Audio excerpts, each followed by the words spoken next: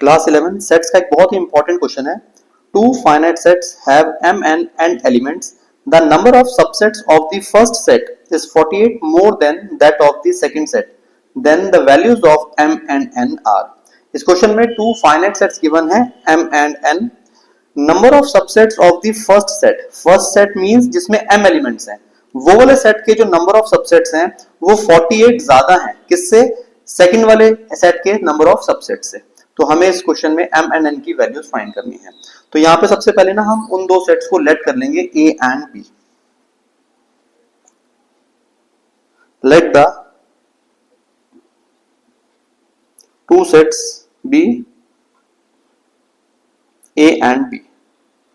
Question में given है जो फर्स्ट सेट है उसमें m एलिमेंट्स है और जो सेकंड वाला सेट है उसमें n एलिमेंट्स है। तो इसको लिखेंगे number of elements in set a equals to m, number of elements in set b equals to n।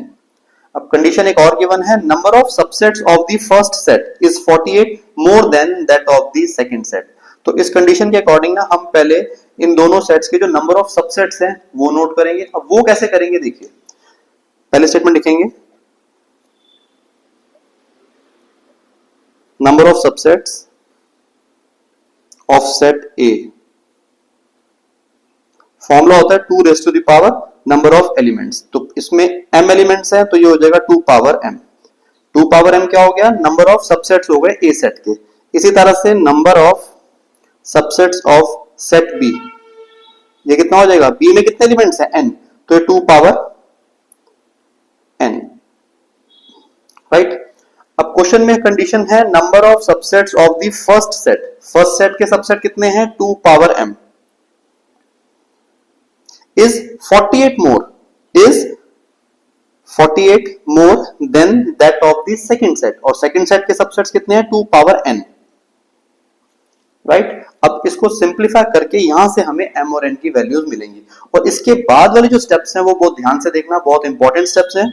सबसे पहले तो इसको हम लेफ्ट हैंड साइड में ले आएंगे, ये तो सिंपल स्टेप हो गया, 2 power m minus 2 power n equals to 48। अब इसका जो नेक्स्ट स्टेप है वो बहुत इंपॉर्टेंट है, देखना 2 power m minus 2 power n तो सेम रहेगा।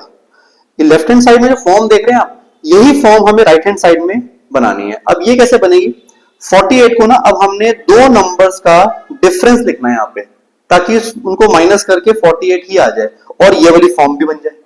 तो 48 को हम 64 माइनस 16 कह सकते हैं ना, 64 में 16 को माइनस करेंगे तो 48 आएगा। अब आप सोचोगे कि 64 और 16 ही क्यों लिया मैंने, यही दो नंबर्स क्यों लिए, क्योंकि 64 को हम कह सकते हैं 2 पावर 6 माइनस 16 को कह सकते हैं 2 पावर 4, इसलिए ये दो नंबर लिए ताकि सेम यही फॉर्म आ जाए 2 power m minus 2 power n।